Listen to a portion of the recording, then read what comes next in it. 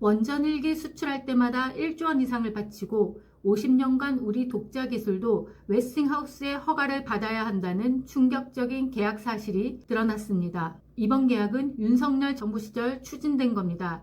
당시 지지율이 20% 안팎으로 추락하자 해외 원전 수주 성과를 급하게 내세웠습니다. 대통령 스스로를 해외 영업사원 1호라 자칭하며 체코 원전 수주를 자랑했지만 정작 굴욕적인 계약 조건은 숨겼습니다. 장기적 불이익은 따져보지도 않고 성과만을 쫓아 밀어붙인 졸속 계약으로 결국 한국 원전 산업에 큰 손해를 끼치고 있는 겁니다. 그럼 한수원과 한전이 체코 원전을 따내기 위해 웨스팅하우스와 맺은 이 계약의 실체와 함께 현실적 해결 전략을 살펴보겠습니다. 안녕하세요. 아르케TV 유존선 PD입니다. 문제의 계약은 이미 2025년 1월 윤석열 정부 시절에 체결됐습니다.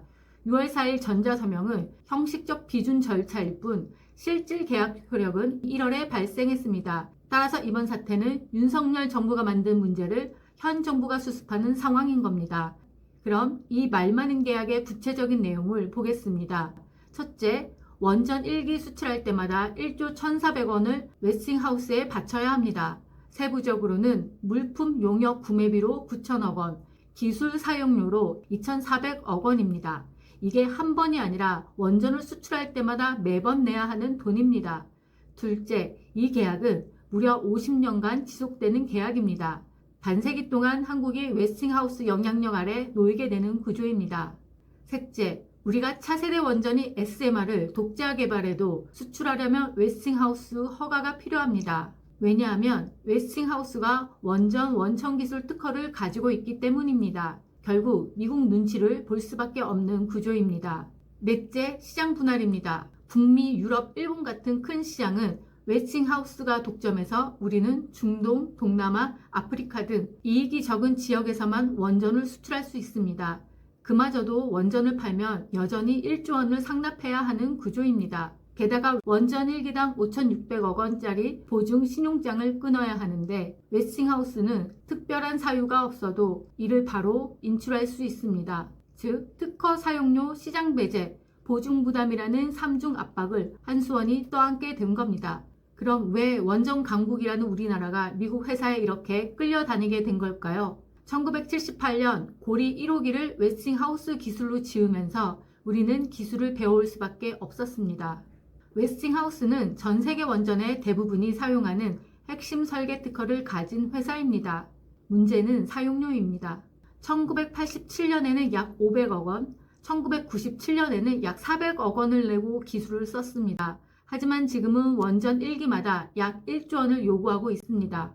과거와 비교하면 무려 수백 배가 오른 겁니다. 그래서 이 계약을 두고 노예계약, 굴종계약이라는 비판이 나오는 겁니다.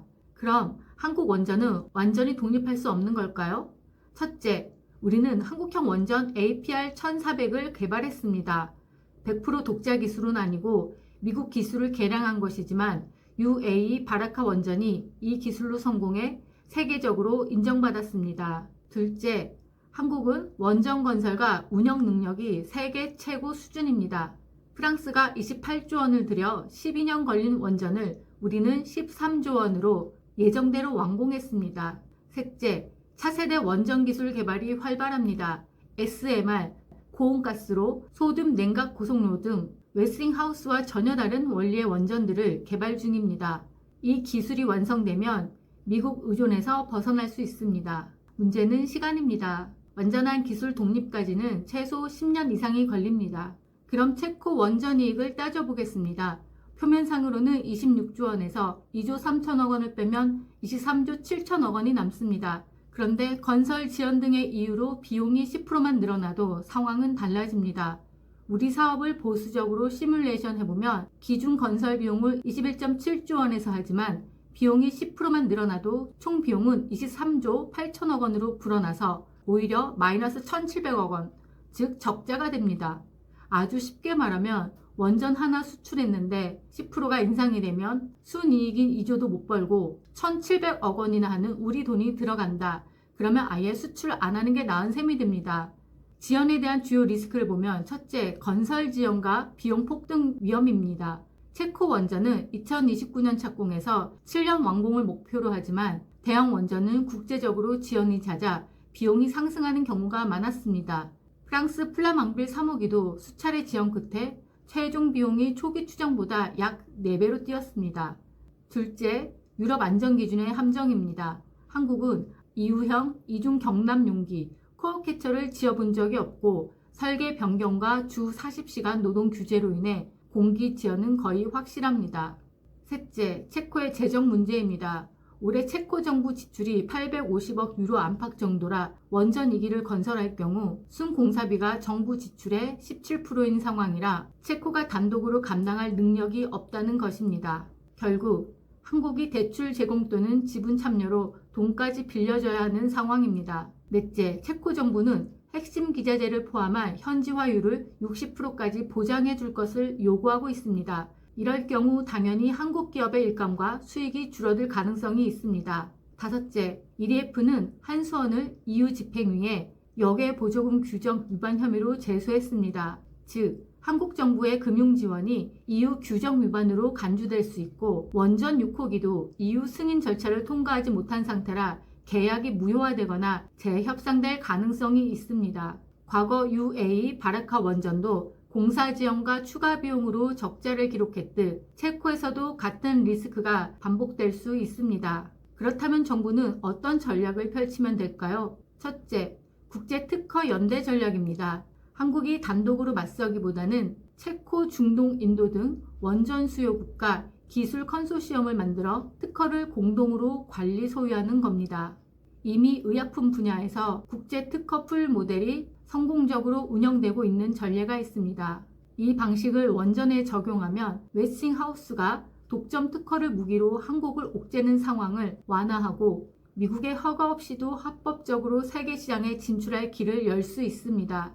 현재 계약은 웨스팅하우스가 특별한 이유 없이도 보증신용장을 인출할 수 있는 구조입니다. 이를 국제금융규범에 맞춰 조건부 이행 보증으로 바꾸면 실제 지연이나 위반 사유가 있을 때만 돈을 가져갈 수 있도록 막을 수 있습니다. 셋째, 체코 여론을 활용하는 전략입니다. 체코 국민 전기요금이 일정 기준 이상 오르면 웨스팅하우스 로열티를 자동 삭감하는 조항을 넣는 겁니다. 이렇게 되면 체코 정부와 국민 모두가 환영할 수밖에 없고 자연스럽게 현지 여론을 우리 편으로 끌어올 수 있습니다. 마지막은 손실 최소화 전략입니다. 웨스팅하우스가 결국 공급망을 한국에 의존할 수밖에 없는 구조를 활용하는 겁니다. 지급되는 로열티를 한국 기업들이 하청으로 다시 회수하도록 설계해 자금 유출을 최소화하는 방식입니다. 현실적인 목표는 이렇습니다. 50년 굴종 계약을 20년 상호 협력 계약으로 원전 1기당 1조 원을 3천억 원 이하로 독자 기술에 대한 주권 회복입니다. 무엇보다 이 문제를 국제적 이슈로 만들어서 미국의 기술 패권주의에 대한 견제 여론을 조성하는 게 성공의 열쇠입니다. 결론적으로 이번 계약은 단순한 돈 문제가 아니라 한국 원전 산업의 미래를 제약하는 족쇄입니다. 이제는 이러한 굴종적 계약을 수습하는 동시에 차세대 원전에서 글로벌 리더십을 쥐어야 합니다. 그 돌파구는 차세대 원전 조기 상용화, 국제연대 구축, 이 두 축을 동시에 가동하는 데 있습니다. 지금까지 아르케TV 유존선 PD였습니다. 감사합니다. 안녕.